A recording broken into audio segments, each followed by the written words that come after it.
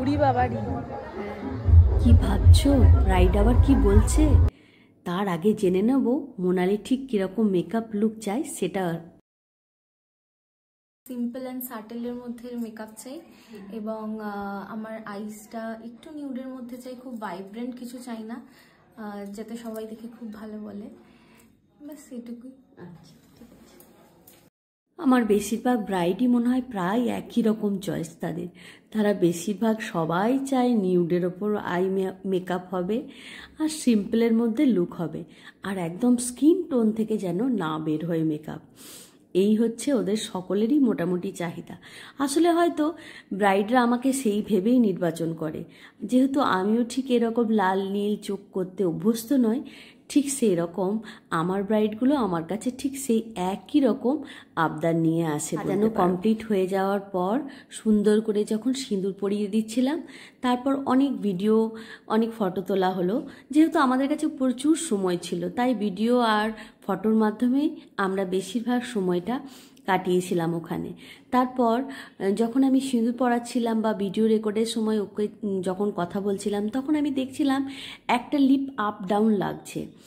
দিয়ে আমি যখন ওকে বললাম যে লিপটা তাহলে তোমার একটু বাড়িয়ে দিই বাঁ দিকটা, বলল না দিদি, ওটা আমার ন্যাচারাল, আমার লিপটা একটু বাঁকায়, তুমি কিন্তু চেঞ্জ করবে না। আমি চাই যে আমার লিপ যেমন সেরকমই থাকবে।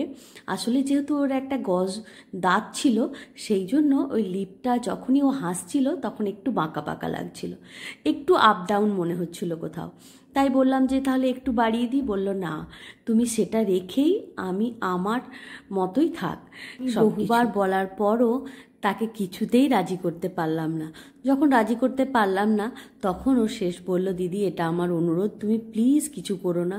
তাই দেখলাম ঠিক আছে, তুমি যখন চাও না তখন আমার আর করে কাজ নেই এরকম লিপ। এই বলে ব্যাস শেষের দিকে আমরা চলে এলাম। তারপর মোটামুটি কমপ্লিট। দেখলাম ফাঁকা ময়দান, একেবারে মানে কেউ নেই, শুধুমাত্র ফটোগ্রাফাররা রয়েছে লাইট সেট আপ করে। তাই ওখানেও গিয়ে আবার আমরা একটু ফটো ভিডিও তুলে নিয়ে আর ওর কাছ থেকে জেনে নিলাম ঠিক ওর কেমন লাগলো, যেটা প্রথম দিকে আমরা শুনেছিলাম ঠিক কীরকম লুক চাই, সেই লুকটা একবার জেনে নিলাম যে তোমার পছন্দ মতো আমি করতে পেরেছি কিনা তোমার মেকওভারটা। ব্যাস এইটুকু নিয়েই আমরা বেরিয়ে পড়েছিলাম। এই ছিল আমাদের আজকের মোনালির টোটাল মেকওভারের গল্প। দেরি না করে এবার জেনে নেব ঠিক মোনালির কেমন লাগলো সেই দিনের সাজটা। এবার জেনে নিই তাহলে শেষ। মোনালি আজকে লুক কমপ্লিট, ঠিক তোমার মনের মতো কি আমি কাজ দিতে পেরেছি যদি একটু জানাও।